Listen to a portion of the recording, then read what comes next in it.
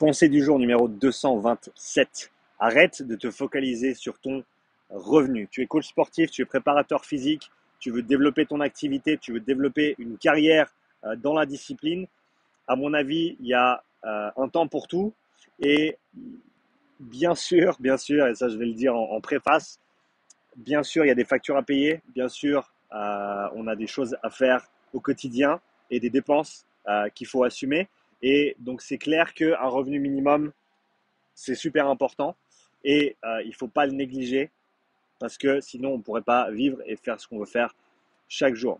Cela étant dit, à mon avis, si chaque opportunité qui se présente à toi, tu te focalises sur le revenu, en tout cas dans tes premières années de développement dans cette discipline, dans ce métier, à mon avis, tu vas certainement perdre certaines opportunités ou ne pas les exploiter complètement. Je m'explique.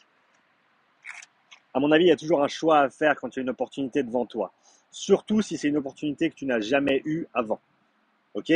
Et si tu choisis de monétiser cette opportunité dès la première fois qu'elle se présente à toi, qu'est-ce que ça va faire? Ça va très certainement réduire ton inertie, euh, réduire, euh, réduire la vitesse avec laquelle tu vas te développer dans cette discipline de manière spécifique. Par exemple, ce que je fais avec les profilages physiologiques. Si j'avais commencé dès le premier jour, dès mon premier test, à facturer ce que je facture aujourd'hui, eh ben, je te garantis que je ne serais pas où j'en suis aujourd'hui.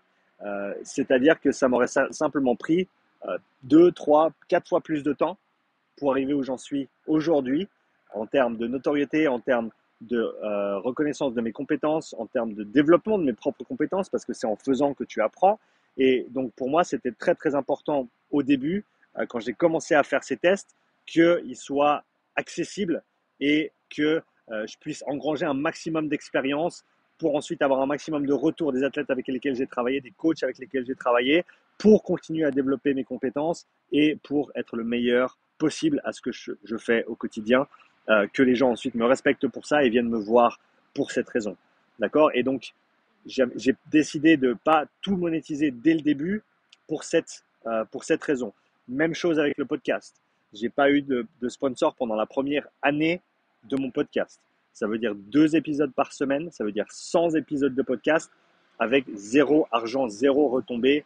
J'ai pas commencé à toucher des sous de YouTube sur les retours de publicité avant, je crois, 1 an et demi après que j'ai commencé mon podcast.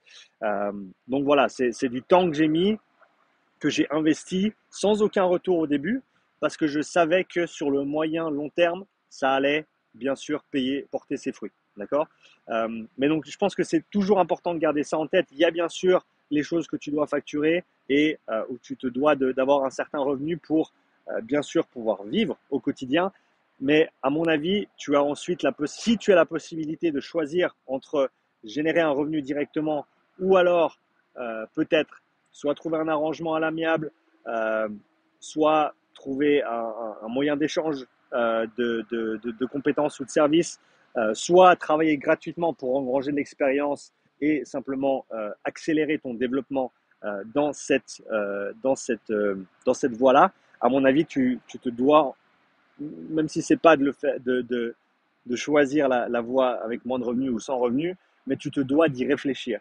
Et tu te dois de peser le pour et le contre et de te demander qu'est-ce qui va t'apporter le plus sur le long terme. Parce que là, maintenant, tout de suite, si j'ai le choix entre soit gagner 200 francs, soit gagner 100 ou 50 francs, mais avoir 5 ou 6 opportunités derrière parce que je sais que cette personne a des contacts et je sais que, etc., eh ben, tu te dois de réfléchir. Et à mon avis, c'est de loin pas de la manipulation, c'est simplement décider comment tu investis ton temps. D'accord? Soit tu gagnes de l'argent, soit tu gagnes en expérience, en notoriété, en réseau, etc., etc. Et c'est un investissement de ton temps à chaque fois que tu fais. Et si tu décides de l'échanger pour de l'argent, c'est une chose. Si tu décides de l'échanger pour des opportunités futures, c'en est une autre. Et c'est vraiment une méthode, on va dire, de développement qui est accessible à tous.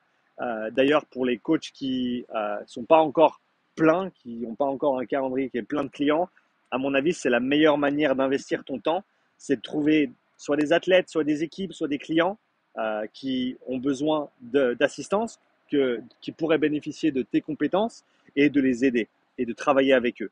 Parce que si tu as le choix entre être assis dans ton canapé à la maison et regarder Netflix ou Instagram, ou si tu as le choix de travailler gratuitement, personnellement, j'irai travailler gratuitement chaque heure de la journée parce que je sais qu'après un mois, après 2 mois, après 6 mois, eh ben, je vais y gagner de manière très très importante. Voilà, c'était la petite pensée du jour. Pense à investir ton temps de manière cohérente sur la durée, pour développer ta carrière sur le long terme. Le revenu, il en faut, bien sûr, mais ça ne doit pas être le point focal à chaque fois, tout le temps, pour chaque heure de travail que tu fournis, que tu investis. Il y a toujours un équilibre à trouver et c'est à toi de décider comment tu vas pouvoir investir ton temps au mieux pour soit accélérer ton développement sur le long terme, soit maximiser ton revenu dans l'immédiat ou quelque chose entre les deux. Dis-moi ce que tu en penses. Contenu un petit peu plus axé business, entrepreneur. Dis-moi si ça te plaît. Dis-moi si je devrais faire plus de pensées du jour avec ces axes de réflexion-là. En tout cas, j'attends ton commentaire sous cette vidéo. Comme d'habitude, laisse-moi un petit like si tu apprécies le contenu. N'oublie pas de t'abonner parce que c'est gratuit et tu peux toujours changer d'avis. Et je te dis à demain, j'espère, pour une nouvelle pensée du jour. Ciao.